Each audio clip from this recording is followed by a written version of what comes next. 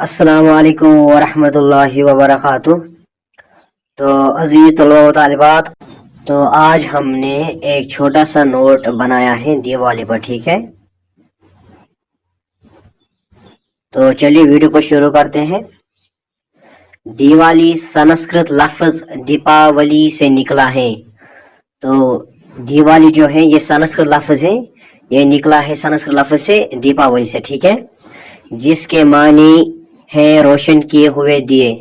تو اس دیپاولی کے معنی کیا ہے؟ روشن کیے ہوئے جو دیے ہیں، ٹھیک ہے، جو جلاتے ہیں وہ دیے دیوالی پر، ٹھیک ہے۔ دیوالی روشنوں کا تہوار بھی کہلاتا ہے۔ تو دیوالی کو ہم کیا کہتے ہیں؟ روشنوں کا تہوار، ٹھیک ہے۔ یہ تہوار بنیادی طور پر 5 روزہ ہوتا ہے۔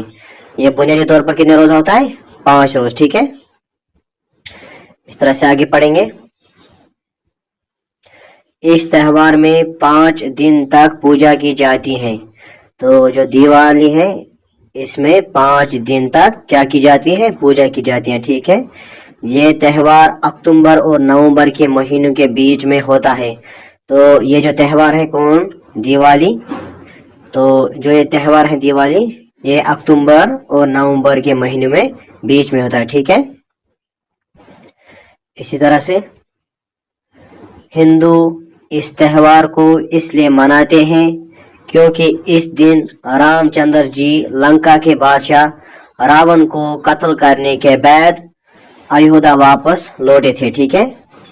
تو ہندو جو ہے وہ اسی لیے یہ تہوار مناتے ہیں کیونکہ جو رام چندر جی تھے وہ لنکا کا جو بادشاہ تھا راون، اس کو قتل کر کے آئے، ٹھیک ہے۔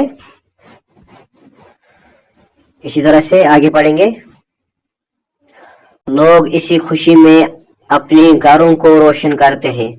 تو جو ہندو لوگ ہیں وہ اسی خوشی میں اپنے گھروں کو کیا کرتے ہیں؟ روشن کرتے ہیں، ٹھیک ہے۔ ہندوؤں کے سب تہواروں میں سے دیوالی کا ایک خاص مقام ہے۔ تو ہندو کے تہواروں میں دیوالی جو ہے ایک خاص ہے، ٹھیک ہے۔ تو اسی طرح سے اب ہے دیپاولی کے دن آتش بازی اور پٹاخے چھوڑے جاتے ہیں اور مٹھائیاں بھی بانٹی جاتی ہے۔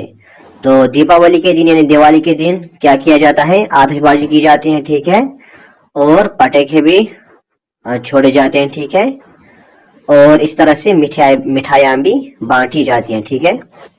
تو یہاں پر یہ نوٹ مکمل ہوا۔